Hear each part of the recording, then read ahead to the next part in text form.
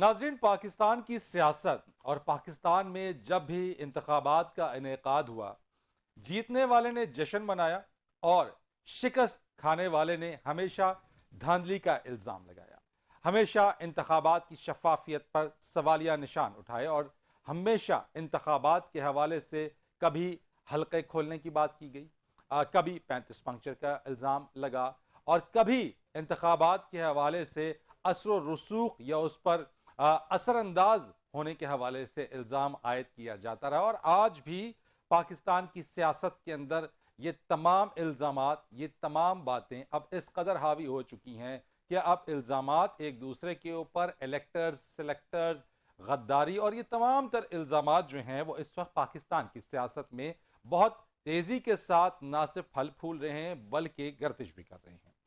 इस सारे मामलात के अंदर 3 नवंबर 2020 के अंदर अमेरिका में आम इंतखाबात होते हैं और ये 59वें सदारती अमरीकी जो इंतखाबात हैं, सदर के इंतखाब के लिए जो इलेक्शन होते हैं, उसके ऊपर दो उम्मीदवार अमरीकी साबिक जो अमरीकी सदर रहे, इससे पहले बराजुमान रहे व्हाइट हाउस पे, डोनाल्ड ट्रंप और इनके साथ जो बाइडन, जिनका ताल्लुक डेमोक्रेट से है, और ट्रंप जो कि रिपब्लिकन पार्टी से हैं। अमेरिका के हवाले से हमेशा से पाकिस्तान के अंदर तो रहते हुए हमेशा मिसाल यही दी जाती रही कि तरक्की याफ्ता ममालिक और बिलखुसूस अगर अमेरिका की बात करें तो वहां पर इंतखाबी अमल के ऊपर बड़ा उसको मिसाली अंदाज में पेश किया जाता था। रिजल्ट्स के आने से लेके, पोलिंग से लेके रिजल्ट से आने तक और उसके बाद रिजल्ट्स को मानने तक का जो सिलसिला होता था, और फिर नए जो भी मुंतखब या जीतने वाले उम्मीदवार जब व्हाइट हाउस में जाके बराजमान होते थे तो वो पूरा प्रोसीजर और प्रोसेस को इतना साफ, शफाफ और इतना स्मूथ करार दिया जाता था कि उसकी मिसालें यहां पे पाकिस्तान में दी जाती थी। लेकिन इस बार कुछ इस तरह से हुआ है कि जो अमरीकी इंतखाब हुआ है, जो सदारती इंतखाब हुआ, उसके अंदर भी कुछ हमारे यहां ऐसी गूंज और बाजगश्त सुनाई दी गई जिसमें यहां पर पाकिस्तान में मीम्स बनाई गई, मिजाह के तौर पे लिया गया। और जब डोनाल्ड ट्रंप ने यह बात कही अपनी अर्ली विक्ट्री स्पीच के अंदर कि यहां वो मैंडेट चुरा रहे हैं, इंतखाबात में फ्रॉड हो रहा है, या मैं इंतखाबात को नहीं मानूंगा, या मैं सुप्रीम कोर्ट जाऊंगा, तो क्या ये यहां पे रहने वाले पाकिस्तान के अंदर बिलखुसूस और दुनिया भर में जहां जहां जो लोग पाकिस्तान की सियासत से और पाकिस्तान की सियासी मंजरनामे से वाकिफ हैं, उन सब ने इसको मजाहिया अंदाज में लेना शुरू किया। और किसी ने कहा कि वोट को इज्जत दो, किसी ने और दूसरे जो सियासी हमारे जो बयानात हैं और जो स्लोगन्स हैं उनको उससे जोड़ने की कोशिश की गई। इस सारी सूरत हाल के अंदर जहां अब तक अमरीकी सदर के इंतखाब का मामला अटका हुआ है और 264 इलेक्टोरल वोट्स के साथ जो बाइडन आगे हैं और डोनाल्ड ट्रंप उनके पीछे हैं, इस सारी सूरत हाल के अंदर अमेरिका का जो इलेक्शन का जो प्रोसेस है या अमेरिका जो इलेक्टोरल सिस्टम है, क्या हम उसके अंदर नई फॉल्ट लाइंस देख रहे हैं? क्या अमेरिका के अंदर भी अब इंतखाबी अमल को हारने वाला शख्स मैं नहीं मानूंगा या मैं नहीं मानता कि गिरदान करेगा, जीतने वाला शख्स उसको शफाफ करार देगा? अमेरिका के हवाले से, पूरी दुनिया के हवाले से, पाकिस्तान के हवाले से, साउथ एशिया के हवाले से ये इंतखाबात किस तरह से मुनफरिद हैं, क्या असरात मुरतब करेंगे?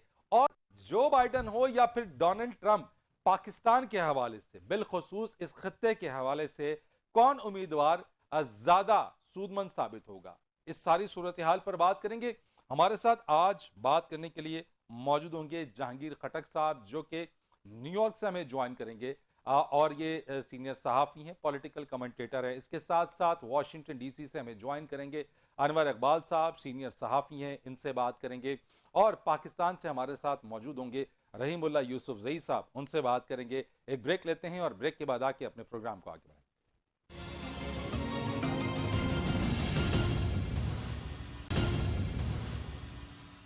एक बार फिर आपको खुश आमदीद कहते हैं। हमारे साथ मौजूद, जिस तरह से ब्रेक पर जाने से पहले हमने आपको बताया, हमारे साथ न्यूयॉर्क से मौजूद हैं सीनियर सहाफ़ी, पॉलिटिकल कमेंटेटर जहांगीर खटक साहब, आपका बहुत शुक्रिया। अनवर इकबाल साहब, सीनियर सहाफ़ी, तजज़ियाकार, वाशिंगटन डीसी से हमारे साथ मौजूद हैं और हमें ज्वाइन कर लेंगे अब से कुछ ही देर में रहीमुल्लाह यूसुफ जई साहब के पाकिस्तान के ऊपर इसके असरात किस तरह से मुरतब होंगे।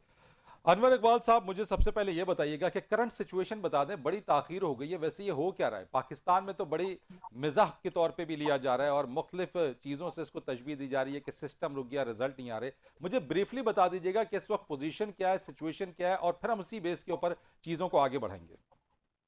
सबसे पहले मैं शुक्रिया आपका अदा करूँ, आपने मुझे मौका दिया इस बात का। बात यह है फरीद साहब कि हमारे यहाँ लोग चीज़ों को समझने की कोशिश नहीं करते। ये जो सारा कुछ हो रहा है और प्रोजेक्शन होती है और सदर डिक्लेयर हो जाता है, ये सब कौन करता है हमारे यहाँ लोगों को नहीं पता। हमारे यहाँ ये समझा जाता है कि ये ऐलान जो है हुकूमत कर रही है और हर साल हुकूमत हर दफा हुकूमत करती है और इस दफा डिले हो गया, इसलिए सारा काम गड़बड़ हो गया। मजे की बात है कि जिसको कहते हैं इलेक्शन कॉल करना, ये हुकूमत नहीं करती, ये मीडिया ऑर्गेनाइजेशंस करती हैं। सीएनएन करता है, फॉक्स करता है, एपी करती है, न्यूयॉर्क टाइम्स करता है, वॉशिंगटन पोस्ट करते हैं, अलग अलग। ठीक है। ठीक। अब होता यह है कि आमतौर पे इंतखाबात में वोटों का फर्क इतना ज्यादा होता है कि उसमें कोई डिस्प्यूट नहीं होता, सबको पता लगता है कि यही होना है, तो उसको सब तस्लीम कर लेते हैं और खामोशी से बैठ जाते हैं। सही। ऑफिशियल तरीका ये है कि इलेक्शन के बाद वो इलेक्शन की काउंटिंग होती है, काउंटिंग जारी रहती है, मीडिया ऑर्गेनाइजेशन कॉल करके अच्छा, जो प्रोजेक्शन करके। ताखीर हो रही है, क्या ये ताखीर मामूल की बात है अनवर इकबाल साहब? फिर हमेशा होती है, सिर्फ उस क्योंकि वोटों का फर्क इतना होता है कि उसको डिस्कशन नहीं होती, ताखीर होती है, डिस्प्यूट होते हैं, वोटों पे बहस हम्म। होती है।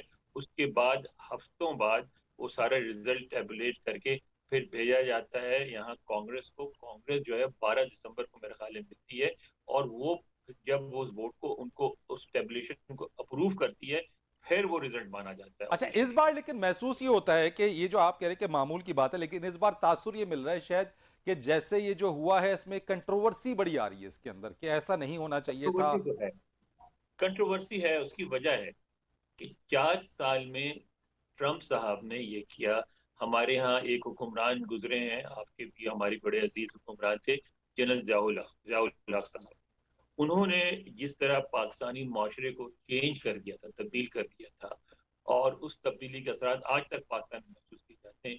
इसी तरह 4 साल में सदर ट्रंप ने अमेरिका को इस तरह राइट विंग टिल्ट दिया है कि अमेरिका को अब जो रिकॉग्नाइज करना मुश्किल होता है। हम्म। तो उसकी वजह से जो अमेरिका में लिबरल लोग थे, जो इमिग्रेंट्स थे, जो रिलीजियस माइनॉरिटीज थी, वो सारे ये फील करते थे कि ये वो अमेरिका नहीं है जिसमें वो पहले रह रहे थे, तो ट्रंप ईरा से पहले। आज मैं देख रहा था, अटलांटिक मैगजीन ने बड़ा अच्छा लिखा है इस पे, उन्होंने कहा कि जो मैड किंग ट्रंप, ये अगर इलेक्शन हार के चले भी गए हम्म। तो इनके असरात 100 साल तक महसूस किए जाएंगे अमेरिका में। तो बात सारी ये है कि उसकी वजह से माशरे में इतनी पोलराइजेशन हुई थी। जो राइट विंग के लोग हैं वो समझ रहे थे कि अगर 4 साल और मिल गए सदर ट्रंप को, तो वो जो कुछ वो चाहते हैं वो अचीव हो जाएगा, और अमेरिका एक राइट। ऐसी मजहबी ईसाई राइट विंग रियासत हो जाएगी जिसको तब्दील नहीं किया जा ठीक है, सकेगा। मैं जहांगीर और खटीक साहब आपकी तरफ जरा आता हूं। जिस तरह से अनवर इकबाल साहब ने कहा, कि मैं आपसे पूछना चाहता हूं कि जब यहां ट्रंप ने कहा कि वो हमारा ये इंतखाब चोरी कर रहे हैं, मैं इसको जरा सिमुलेट करता हूं, क्योंकि पाकिस्तान में तो हमने हमेशा इंतखाबात पर उंगलियां उठते हुए देखी, पाकिस्तान में इंतखाबी अमल की शफाफियत पर सवालिया निशान उठते हुए देखे, और हमेशा मिसाल ये दी जाती रही हमेशा से कि अमरीकी इंतखाबी निज़ाम जो है, जो सिस्टम है, वो बड़ा पुरअसर भी है, मौसर भी है, साफ और शफाफ भी है। यहां पर तो अगर स्टैब्लिशमेंट के ऊपर इलेक्शन चुराने का इल्जाम लगाया जाता है, या इलेक्टर्स या फिर या सिलेक्टर्स की बात की जाती है, तो क्या हम ये समझें कि इस बार भी जो है अमरीकी जो इंतखाब हो रहे हैं उसमें क्या अमरीकी सीआईए का कोई असर असर रसूख है, जिस चीज का इल्जाम सदर ट्रंप लगा रहे हैं? मेरा नहीं ख्याल। सदर ट्रंप के जिस किस्म के बयानबाजी वो हमेशा से करते रहे हैं, वो इसी के लिए मशहूर है। वो पहले अक्सर जिनके बारे में बाज़ औक़ात जो उनके नाक़दीन हैं उनका यह ख्याल है कि शायद वो पहले बोलते हैं फिर सोचते हैं, कुछ जगहों पर, हर जगहों पर नहीं लेकिन कुछ जगहों पर। तो शायद ये उनमें से एक बयान उनका है जिस पर यहाँ पर भी काफ़ी गम गुस्से का इजहार किया जा रहा है, क्योंकि अमेरिका की जो सियासी रिवायात हैं और जो अमेरिका की जो इलेक्शंस के हवाले से तारीख है, इसमें कोई शक नहीं है कि डिस्प्यूट आए हैं। 2000 कभी किसी से नहीं भूला, आज भी 61,000 वोटों की बात थी और वो फिर आखिर में अदालत ने फैसला किया। लेकिन इसके अलावा यहाँ पर हमेशा से जो इलेक्टोरल सिस्टम है वो बहुत ज्यादा आजाद है। आप देखिए यहाँ पर जितना भी वोटिंग प्रोसेस है वहाँ पर जो मकामी हुकूमतें हैं वो इसके कानून को सेट करती हैं। आपने वोटों की गिनती के हवाले से तो ये तमाम काफी बेचैनी भी है, अमेरिका में बहुत ज्यादा है, परेशान है लोग कि आखिर ये जवाब कब आएगा कि कौन जीता है। उसकी एक बड़ी वजह है।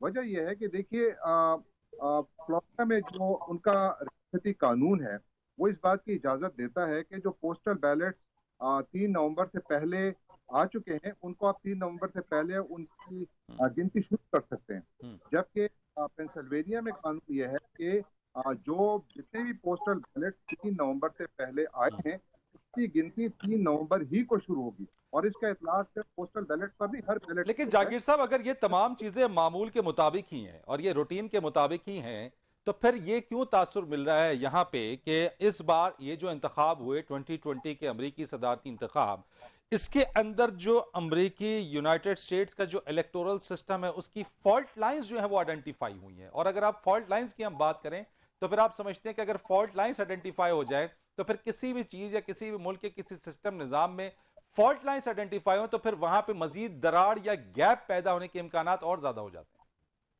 देखिए सिस्टम की फॉल्ट लाइंस तो पता नहीं कहाँ तक ये बात दुरुस्त है। ये बात ठीक है कि मकामी सतह पर बिल्कुल हुआ होगा और एक और भी ध्यान में रखिए कि यहाँ पर वोटर सप्रेशन, जेरी बैंडरिंग, ये वो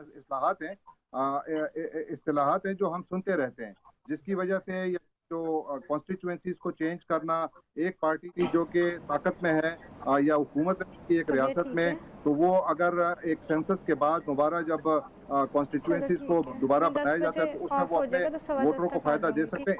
इस किस्म के मामला तो हैं, लेकिन वोटर फ्रॉड के जो वाकयात हैं उनकी तारीख में ये तो नहीं कि नहीं है, लेकिन बहुत ज्यादा कम है। देखिए पोस्टल बैलेट जो है वो तो इंतखाबात से पहले भी 5 रियासतों में 100% पोस्टल बैलेट होता था और उसमें से जो वाकयात ऐसे जहां पर कोई फ्रॉड हुआ बहुत ही न होने के बराबर। लेकिन ये जो इलेक्शन चुराने और मैंडेट चुराने की बातें ट्रंप की तरफ से आ रही हैं, ये जो बाज़गश्त है, ये इसकी वजह क्या है? इसके पीछे क्या क्या मुहर्रिकात हैं? देखिए सदर ट्रंप जी अनवर साहब, मैं आता हूं आपकी तरफ, मैं आपकी तरफ आता हूं, मैं आपका पॉइंट लेता हूं, मैं जहांगीर साहब से ले लूं, मैं आपकी तरफ आता हूं। देखिए सदर ट्रंप का जो तरीका सियासत है वो बड़ी लाउबाली किस्म की शख्सियत के मालिक है। उनके जहन में जो आता है बोल देते हैं और वो शुरू से कह रहे थे उन्होंने, लेकिन जो ये पोस्टल बैलेट के हवाले से है ये लाउबाली बयान नहीं है, ये उनकी एक स्ट्रेटजी का हिस्सा है। क्योंकि ख्याल ये था कि जो डेमोक्रेटिक वोटर है वो अक्सर बहुत कम निकलता है। तारीख ये बताती है कि जब भी डेमोक्रेटिक वोटर ज्यादा निकला है तो उसका फायदा डेमोक्रेटिक पार्टी को हुआ है, यानी वोटर टर्नआउट ओवरऑल जब भी ज्यादा हुआ है तो उसका फायदा डेमोक्रेटिक पार्टी को हुआ है। और सदर ट्रंप ने शुरू से ये मंत्र लगाया हुआ था कि ये पैंडेमिक का दौर है, सबको पता था कि पोस्टल बैलेट के जरिए बैलेटिंग ज्यादा होगी, लेकिन उन्होंने शुरू से कहा था कि जी इसमें है हमारा वोट चुराया जाएगा। उन्होंने यूएस पोस्टल सर्विस के सरबराह को भी चेंज किया इस साल मई में, मेरा ख्याल। राइट सर, मैं जहांगीर साहब आपके इस पॉइंट को लेते हुए और अनवर इकबाल साहब आप बिल्कुल इस पे कमेंट करना चाहते हैं, लेकिन let me first include Rahimullah Yusuf जई साहब, उनको भी जरा शामिल गुफ्तगू कर लेते हैं, फिर मैं आपकी तरफ आऊंगा और इसी चीज के ऊपर आपका पॉइंट भी लूंगा इस चीज के अंदर। रहीमुल्लाह यूसुफ जई साहब, बहुत शुक्रिया सर आपका कि 2020 अमरीकी सदारती इंतखाब इस बार जो है जिस तरह की वहां पे ट्रंप की तरफ से जो इल्जामात लगाए गए उसके ऊपर बहुत ही मिजाह के तौर पर समझ ले आप, या जो भी यहाँ पे हमारे सियासी नारे या जो बातें हमारे पाकिस्तान के इंतखाबी निज़ाम से मुतालिक कही जाती रही हैं, वो तमाम चीज़ें जो हैं वो हमारे यहाँ उसी तरीके से उसको जो है वो मिमिक्री के तौर पे लिया गया और उसी तरीके से उसको सिमुलेट किया गया कि वहां पे भी ये सारी चीज़ें हो गई।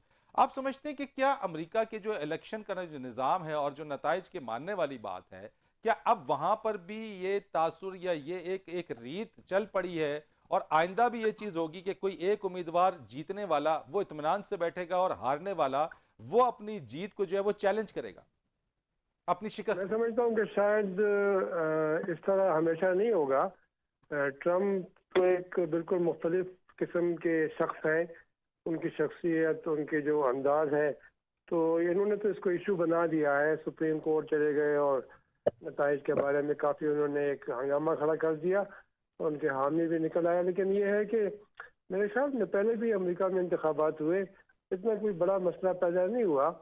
ठीक है, लोगों ने चैलेंज किया, और पिछली बार तो आप देखें हिलरी क्लिंटन के ट्रम्प से तकरीबन 30 लाख वोट ज़्यादा थे, लेकिन वो फिर भी हार गई। इलेक्टोरल कॉलेज में ट्रम्प को कामयाबी हासिल हुई। तो मेरे ख्याल में एक तो हम बड़े अमेरिका के बारे में मरूब भी है ना, हम समझते हैं कि अमेरिका का सारा निज़ाम जो है बेहतरीन है, हर तरह का, उनकी इकोनॉमी, उनकी फौज, उनकी जो तरक्की हुई है, तो वो भी एक है। हम समझते हैं कि उनका जो इंतखाबी निज़ाम है, सियासत है, हालांकि जितना पैसा खर्च होता है उनके इंतखाबात में और जितने लंबे अरसे के लिए वहाँ कैंपेन चलती है, शायद और कहीं नहीं होती। और देखिए ये ट्रम्प जो है बिल्कुल आउटसाइडर थे, वो उनके पास पैसा था, उन्होंने गैर मामूली अंदाज में अपनी कैंपेन चलाई 2016 में और जीत गए। इस बार भी ये तवक्को नहीं थी कि इतने इनको वोट मिलेंगे।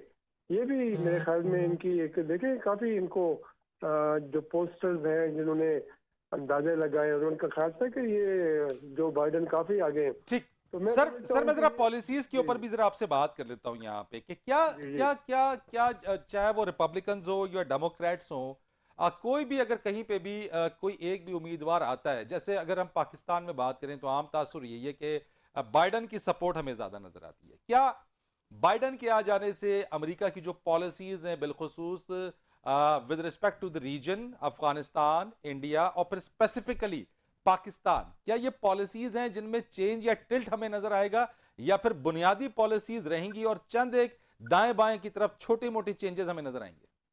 लेकिन पहले हमारा ये ख्याल था पाकिस्तान में कि रिपब्लिकन जो है वो पाकिस्तान के करीब है और डेमोक्रेट जो है वो इंडिया के करीब है। हमारा तो हमेशा मसला यही होता है ना, इंडिया और पाकिस्तान के हवाले से अमेरिकी पॉलिसी क्या है या दुनिया की पॉलिसी क्या है।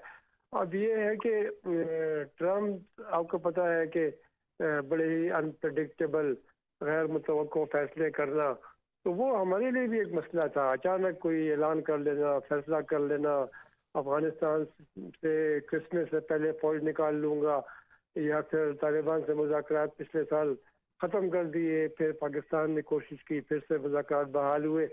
तो ये कम से कम होगा कि जो बाइडन जो है वो प्रेडिक्टेबल है, वो रह चुके हैं बड़े बड़े ओहदों के ऊपर, वाइस प्रेसिडेंट रहे, पाकिस्तान से उन्होंने काफ़ी डील किया ओबामा ने और उन्होंने, तो ये हमें मालूम होगा कि उनकी पॉलिसी बड़ी मोहतात होगी और वो कोई ऐसे अचानक कोई गैर मुतवक्को फैसले भी मेरे ख्याल में नहीं करेंगे। हमारे खत्ते के हवाले से हम तो साफ नज़र आ रहा है कि अमेरिका जो है, चाहे वो डेमोक्रेट्स की हुकूमत हो या रिपब्लिकन की, वो इंडिया के करीब चला गया है, चाइना को कंटेन करने की कोशिश कर रहा है और पाकिस्तान से ताल्लुकात ज़्यादातर जो है वो अफगानिस्तान की हद तक है कि अफगानिस्तान का मसला अमेरिका का हल हो जाए, हम उनसे ताउन करें, तो वो फिर हमारी मुल्ला साहब, अफगानिस्तान से फौजों की मुकम्मल इनखला से मुतालिक आप क्या समझते हैं कि अगर जो बाइडन आ जाते हैं तो क्या ये मुकम्मल इनखला होगा या फिर यहाँ पे स्टिल फौजी रहेंगे और अफगानिस्तान का जो अमन, जो पीस का जो प्रोसेस है, उसका मुस्तकबिल आप क्या देखते हैं? देखिए, एक तो ये जो मुआहदा तालिबान से हुआ 29 फरवरी को दोहा में, वो तो अमेरिका की हुकूमत ने किया। ठीक है, ट्रम्प सदर थे, लेकिन अमेरिका ने यह मुआहदा किया है। अभी अगर अमेरिका नए सदर के आने के बाद पॉलिसी को बदलता है तो फिर ये अमेरिका की जो साख है, क्रेडिबिलिटी, वो मुतासर होगी। तो पहले ये मुतासर हो चुकी है, ख़ासतौर पे जो ईरान से उन्होंने एटमी प्रोग्राम का मुआहदा किया था और ट्रम्प ने उसको ख़त्म कर दिया। तो एक तो ये है कि मैं समझता हूँ कि अभी इनको फौज तो अफगानिस्तान से निकालनी है और मेरे ख्याल में कोई रास्ता नहीं है। मज़ीद जंग अमेरिका नहीं करना चाहता, कोई फौजी कामयाबी मिलने वाली नहीं है, तो फौज तो निकालेंगे, लेकिन कितनी फौज निकालेंगे, कब निकालेंगे, ये तो तय है कि 14 महीने में अगले साल मई तक फौज निकालनी है। लेकिन जो बाइडन के जो खारजा उमूर के एक मुशीर है, उनका एक बयान आया था कि हम फिर से जायजा लेंगे और मुमकिन है कि हम कुछ हफ्ते के लिए कुछ फौज दहशतगर्दी के खिलाफ जंग के लिए अफगानिस्तान में रखे, यानी दाइश वगैरह का जिक्र होता है या अलकायदा का।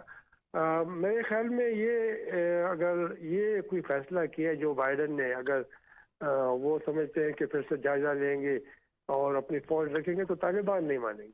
ठीक है। तालिबान का इसरार है कि जो मुआहदा हुआ है उसके ऊपर अमल दरामद होना चाहिए, और आइंदा भी हम अमेरिका से ताल्लुकात रखेंगे, इमदाद भी चाहिए, लेकिन फौज, सारी फौज निकालनी पड़ेगी। बहुत शुक्रिया। ठीक है रहीमुल्लाह यूसुफ साहब, थैंक यू सो मच। आपने वक्त दिया। एक कमर्शियल ब्रेक लेते हैं, ब्रेक के बाद आएंगे, उसके बाद अपने इस प्रोग्राम को मजीद आगे बढ़ाएंगे और हमारे साथ मौजूद होंगी डॉक्टर हुमा बकाई साहिबा, अनवर इकबाल साहब वाशिंगटन डीसी से हमारे साथ हैं, जहांगीर खटक साहब न्यूयॉर्क से हमारे साथ है प्रोग्राम में। मजीद इस पर बात करेंगे एक ब्रेक के बाद। प्रोग्राम में एक बार फिर आपको खुश आमदीद कहते हैं। हमें ज्वाइन किया है माहिर बैन अवी उमूर डॉक्टर हुमा बकाई साहिबा ने, अनवर इकबाल साहब हमारे साथ मौजूद हैं, जहांगीर खटक साहब हमारे साथ हैं। डॉक्टर साहब आपसे आगाज़ करता हूँ मैं, और मुझे बताइएगा कि अब तक जो नताइज के हवाले से अमरीकी इंतखाब के ऊपर है, मजमूई तौर के ऊपर हमें अब लग रहा है कि जो वाइट हाउस तक रसाई जो है वो अब बस कुछ ही कदम के फासले पर रह गई है बाइडन साहब के लिए।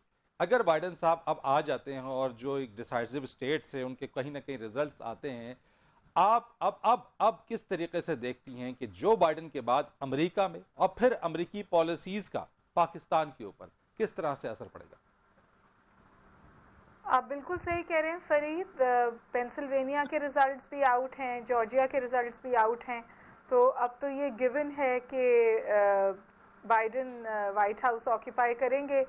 और आज शाम से आपने अगर देखा तो जो अमेरिकन न्यूज़ चैनल्स हैं उसमें बहुत सारे सीनियर रिपब्लिकन्स आकर जो ट्रंप का स्टांस है ऑफ लीगल कोर्स के वो कोर्ट जाएंगे, उसको वो बुरा भला कह रहे हैं और उसके खिलाफ बात कर रहे हैं। उसकी दो वजूहात हैं, एक तो ये कि जाहिर है वो कोई टेंजिबल एविडेंस नहीं है, और वो ये भी कह रहे हैं कि ये उनकी प्रेसिडेंसी का तरीका है कि वो गलत बात पर अड़ जाते हैं, जिस तरह से उन्होंने कोविड को हैंडल किया था प्रूफ और साइंटिफिक नॉलेज के बगैर, इसी तरह वो इलेक्शंस को हैंडल करें।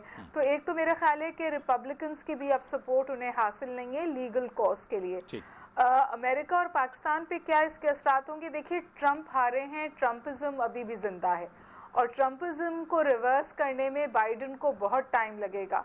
सबसे बड़ा चैलेंज तो अमेरिका को की जो यूनिफाई आपने करना है। टर्मिनोलॉजी इस्तेमाल की है, मैं चाहूंगा थोड़ा सा जरा इसका एलाबोरेट कर दे कि ट्रंपिज्म बाय ट्रंपिज्म जो है व्हाट डज इट मीन, यानी कि वो कौन सी चीजें हैं जिसको रिवर्स करने में बाइडन को वक्त लगेगा, और क्या ये ट्रंपिज्म पाकिस्तान पर भी इसका असर पड़ा है? मेरा देखिए, ट्रंपिज्म सबसे बड़ा तो ये है कि वो गैर रवायती तरीके से सफारतकारी करते थे। सबसे झगड़ा हंगामा था यूरोपियन यूनियन से, चाइना से, नाटो से, मल्टीलैटरलिज्म से, क्लाइमेट ट्रीटी से, तो हर जगह एक छाप थी ट्रंप के तरीक़ा गवर्नेंस की, और उसके बहुत नुकसानात हुए, क्योंकि अमेरिका की जो ग्लोबल लीडरशिप है वो हिल गई है।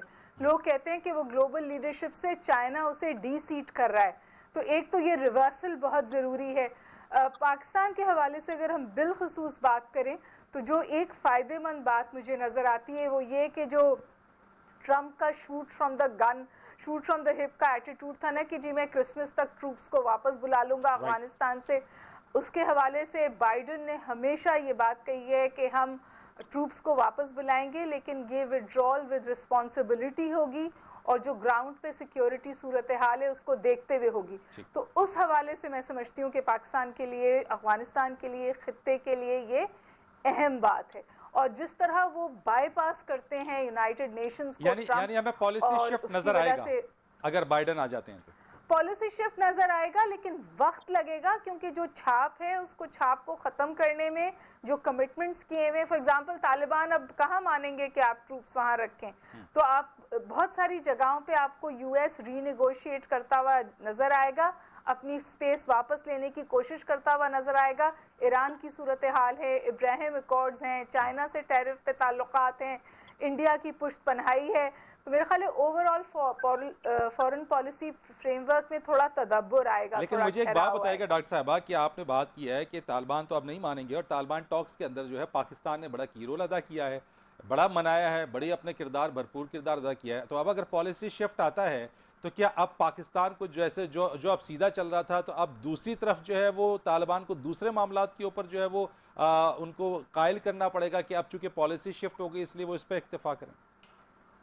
नहीं, पॉलिसी शिफ्ट जो है वो उसके ऑपरेशनल डायमेंशंस पे पॉलिसी शिफ्ट है। Right. क्योंकि बाइडेन ये नहीं कह रहे कि वो फौज का इनखला नहीं चाहते, लेकिन वो कह रहे हैं कि मैं इनखला जिम्मेदारी के साथ चाहता हूँ और वायलेंस कम हो अफगानिस्तान में। आप देखिए कि पिछले 10 दिन में काबुल यूनिवर्सिटी पे अटैक हुआ है, पाकिस्तान पे अक्रॉस द बॉर्डर फायरिंग हुई है और ओवरऑल बहुत मखदूश है सिक्योरिटी सिचुएशन इस वक्त अफगानिस्तान में। अगर ऐसी सूरत हाल में आप सिक्योरिटी वैक्यूम करेंगे और फौजों को भी क्रिसमस तक बुला लेंगे, अगले महीने की बात हो रही है, तो फिर मेरा ख्याल है कि खत्ते में बहुत मसाइल होंगे और बाइडेन का रवैया इस हवाले से उसमें तदब्बुर होगा, लेकिन वो 21 जनवरी से आएंगे, आप ये भी बयान कीजिए। ठीक है अनवर इकबाल साहब, तो ट्रम्प ही है। ठीक है अनवर इकबाल साहब, एक जो टर्मिनोलॉजी डॉक्टर मबकाई साहबा ने यूज की ट्रम्पिज्म वाली, with in the United states America के अंदर जो ट्रम्पिज्म या जो 4 साल रहे उसके अंदर आपके नजदीक वो कितना मुश्किल होगा जो बाइडेन को आकर उसको दोबारा से रिवर्स करने में या उस एक्चुअल पोजीशन पर ले जाने में जो ट्रम्प से पहले चीजें थी, और अमेरिकी अवाम पर इसके क्या असरात मुरत्तब होंगे? देखें, ट्रम्पिज्म जो है उसका सबसे ज्यादा असर तो अमेरिकी अवाम पे ही हुआ है। आप जाहिर है पाकिस्तान में बैठे हैं तो आप पाकिस्तान और खित्ते के जो असरात होंगे उसके हवाले से बात करेंगे, लेकिन इसका जो सबसे ज्यादा असर हुआ अमेरिका में हुआ। अमेरिका की शनाख्त बदल के रख दी उन्होंने। अमेरिका एक ऐसा मुल्क बन के सामने आया 4 सालों में जो इसका टिल्ट दाएं बाजू की तरफ बहुत ज्यादा था। वो इशू जिस मसलन ह्यूमन राइट्स है वो उसे कुछ डाल दिया, एनवायरमेंट के एग्रीमेंट से निकल गए, ईरान के साथ जो समझौता किया था उससे निकल गए।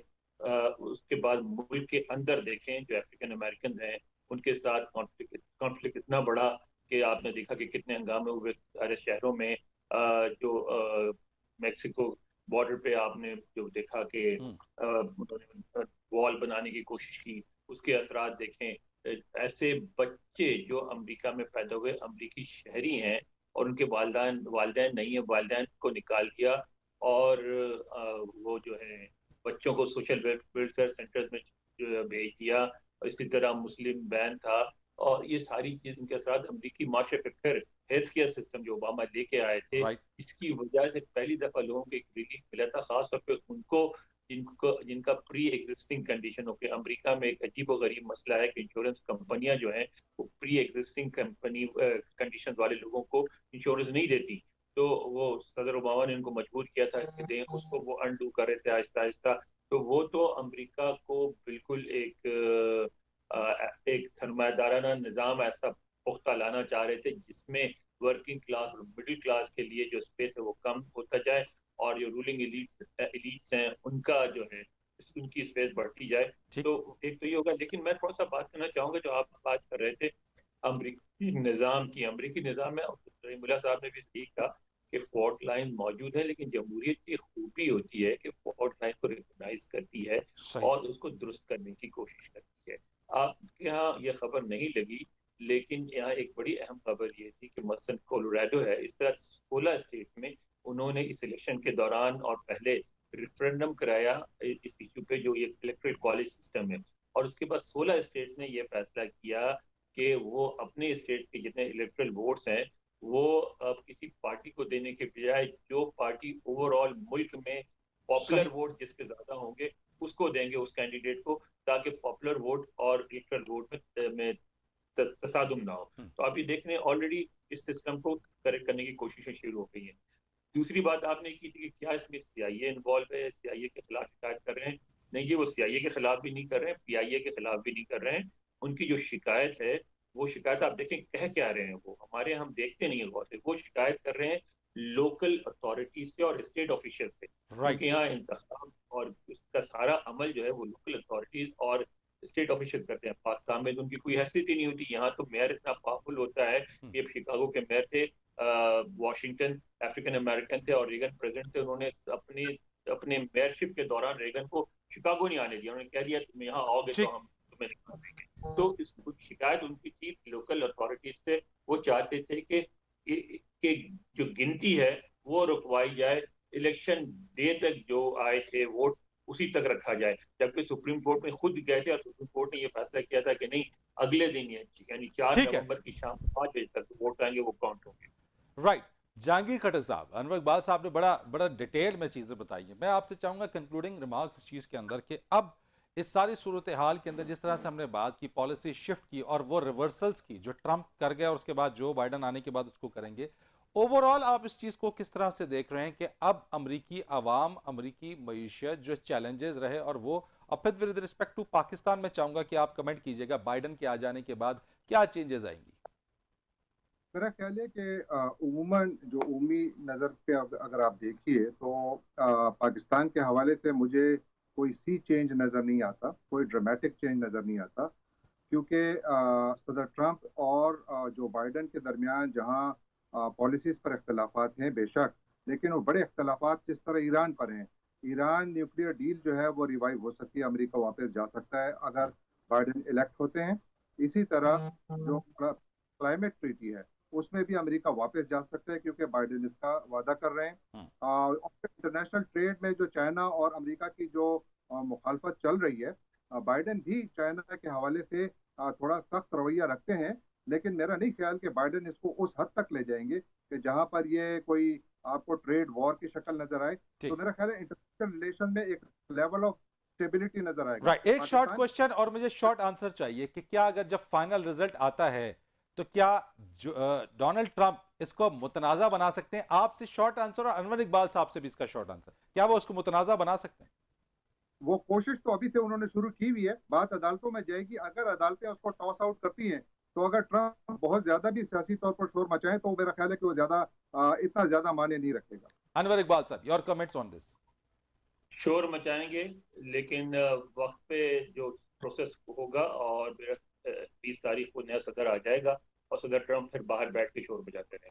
और क्या जो इस बार जो ट्रंप ने इलेक्शन रिजल्ट पे जो तरीकेकार या जिस तरीके का अंदाज अपनाया है, क्या हम ये देख सकते हैं कि ये तरीक़ाकार आइंदा भी, मुस्तकबिल में भी इसी तरीक़ाकार इख्तियार किया जा सकता है, या फिर हम समझें कि ट्रंप चले गए तो बस ये अंदाज, ये तरीका यहीं तक ही था? अगर ट्रंप जैसा कोई आदमी और आ गया तो जो अब मुश्किल लगता है, क्योंकि अमेरिकी होशियार हो गए हैं, क्योंकि ये खुद बहुत मुश्किल आदमी थे। हर काम इन्होंने अपनी पूरी जिंदगी, आप देखें, जिंदगी का हर काम बहुत मुश्किल बना के उन्होंने किया।